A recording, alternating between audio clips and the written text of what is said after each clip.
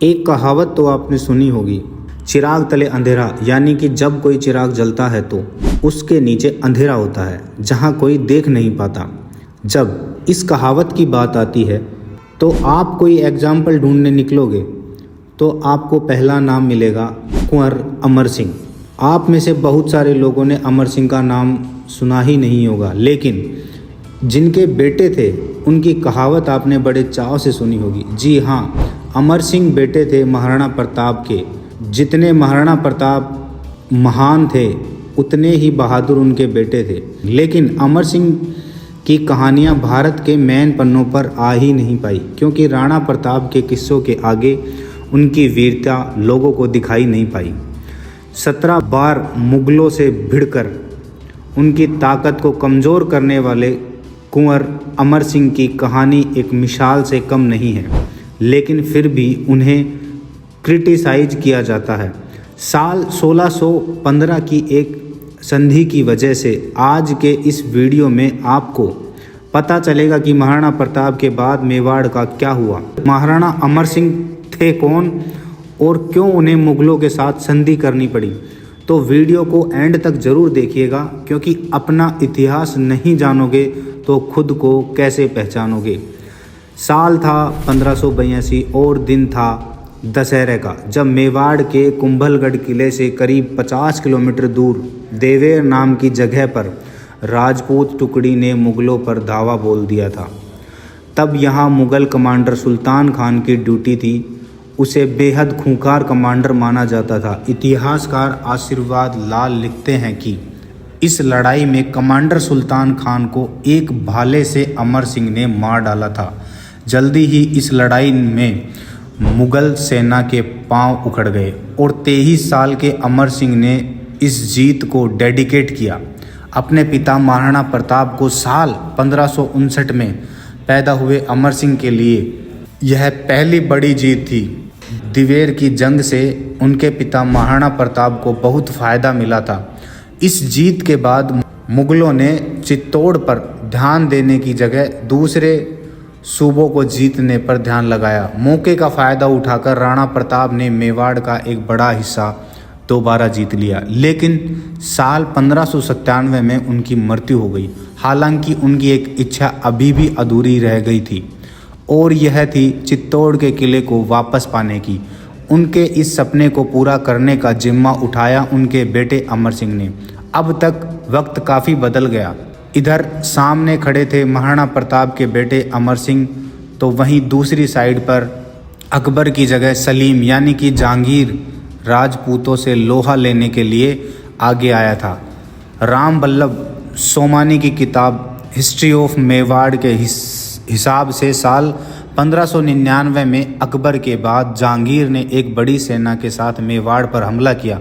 उन्होंने कई राजपूत थानों पर कब्जा कर लिया। हालांकि फिर भी महाराणा प्रताप ने धीरज धरते हुए लड़ाई को लंबा खींचा और एक बार फिर अपने हारे हुए रियासत को वापस पा लिया। वहीं दूसरी तरफ जहांगीर के अंदर कोई पेशेंस नहीं था। साल 1603 में सलीम यानी जहांगीर पहले से ही ज़्यादा बड़ी मुग़ल फ़ौज लेकर मेवाड़ की ओर रवाना हुआ। यह आखिरी मौका था अकबर के मेवाड़ पर फतह का, लेकिन इस बीच अकबर और जहांगीर के बीच एक अनबन हुई और इस अनबन से कैंपेन बीच में बंद हो गया। बादशाह और उनके बीच की टेंशन मुग़लों के लिए एक मुश्किल घड़ी थी। फिर अकबर की मौत के बाद जब जहांगीर राजा बना तो उसने फिर एक बार सेना भेजी, साथ ही एक संदेशा भी भेजा कि अगर राणा मुग़लों के अंदर आ जाते हैं तो उन्हें कुछ नहीं होगा। लेकिन अमर सिंह भी महाराणा प्रताप के उसूलों पर चलने वाले राजा थे। उन्होंने मुग़लों की गुलामी को एक्सेप्ट नहीं किया और छापेमार लड़ाइयों से मुग़लों को खूब परेशान किया। एक लंबी लड़ाई के दौरान मुग़ल सेना ने मेवाड़ की ज़मीन को रौंद डाला, लेकिन महाराणा अमर सिंह को पकड़ने में वह नाकाम रहे। जब मुग़ल सेना अमर सिंह को कहीं नहीं पकड़ पाई तो उसने फूट डालने की कोशिश की। जहांगीर ने महाराणा अमर सिंह के चाचा सागर सिंह को मेवाड़ के मुग़ल कब्जे वाले हिस्सों का सरदार बना दिया। अब जहांगीर को तो लगा था कि ऐसा करते ही मेवाड़ के सरदार अमर सिंह को छोड़कर सागर सिंह के साथ आकर मिल जाएंगे, लेकिन यही मेवाड़ के सरदारों ने अपनी वफादारी नहीं छोड़ी। दोस्तों, साल 1605 से 1615 के बीच जहांगीर ने लगातार मेवाड़ की तरफ अपनी सेना भेजी, लेकिन मुगलों को कोई बड़ी सफलता हाथ नहीं लगी। एग्जाम्पल के लिए देखा जाए तो साल 1600 से 1608 में 2000 बंदूकचियों को लेकर महाबत खान ने मेवाड़ के किले को जीतने की कोशिश की, लेकिन कामयाब नहीं हो पाया। उसकी जगह पर फिर अब्दुल्ला खान मेवाड़ के कुछ इलाकों को जीत गया। उसकी छोटी मोटी जीत से जहांगीर खुश भी हुआ और उसे 5000 का मान सम्मान भी दिया, लेकिन साल 1611 आते आते राजपूतों ने उसके भी होश ठिकाने लगा दिए और फिर उसको गुजरात भागना पड़ा। दोस्तों, जहांगीर अपने कमांडर की हार से इतना खिंच गया था कि उसने फैसला किया कि वह खुद अपनी सेना के साथ लड़ने जाएगा।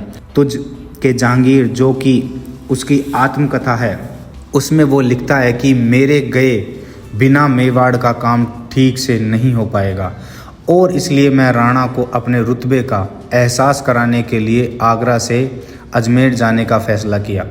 साल 1613 में एक बेहद ताकतवर सेना लेकर जहांगीर अपने बेटे के साथ आगे बढ़ा। उसने छापे मार लड़ाई से बचने के लिए भी कई सारे उपाय कर लिए थे। इस सेना ने फिर महाराणा प्रताप की राजधानी को चारों ओर से घेर लिया। मेवाड़ के लिए अपने अस्तित्व को बचाए रखने की आखिरी जंग थी।